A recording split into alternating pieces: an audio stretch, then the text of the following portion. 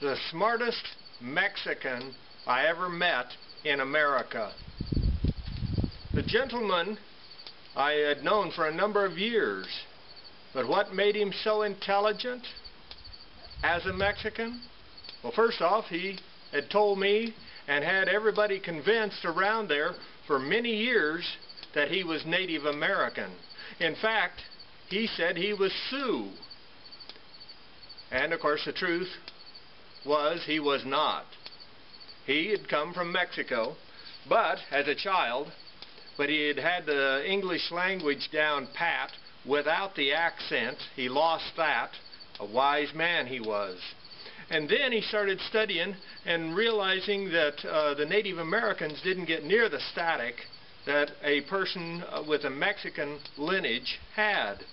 And so that's what he did. And he learned and studied, and he could talk about any Native American under the table for his wisdom of the past ways of how to do things, in the old ways, if you will. And he knew history of them. He knew their cultures. He knew their myths and legends. And he had it down. And he even carried different things, a little bag of dust that he said was holy, and different things like that. And the rest of us poor white men, would easily eat that stuff up because we thought he was telling the truth and had it down pat.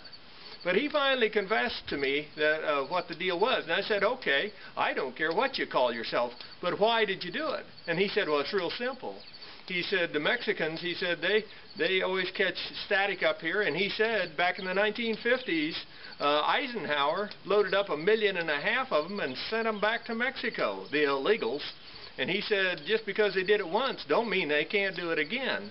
And so he said I, as a Native American, would have a lot better chance. Oh, he had also changed his name. With all of that in mind, he was a wise man. And he also made another point. He said that with the terrorists now among us, he said there's a good chance of another terror attack.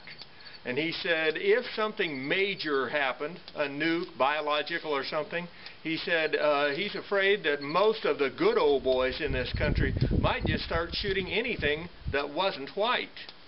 And he said, but he would assume that the Native Americans would have a good chance of surviving a lot longer than someone with Mexican lineage. And so this is what he did, and I consider him a very wise man. For just as in the old days in Europe, Spain and their Inquisition, during that time period, there were Jews within their nation, and they told the Jews, you know, you either become a Christian Jew or you die. Well, they turned around, they became Christian Jews. Of course, they still practiced their Hebrew religion under the table. And so I have no problem with somebody looking ahead and saying, how am I going to survive and how to do it better today and possibly do it better tomorrow. And so that Mexican became a Sioux, and that's how it works. And as far as I'm concerned, I've never met a smarter man for looking ahead and trying to figure a better way. And he started that back when he was a kid. Now that tells you something, and I am impressed. That's one of my stories. This is McCook's Mr. Bill. Rate this film.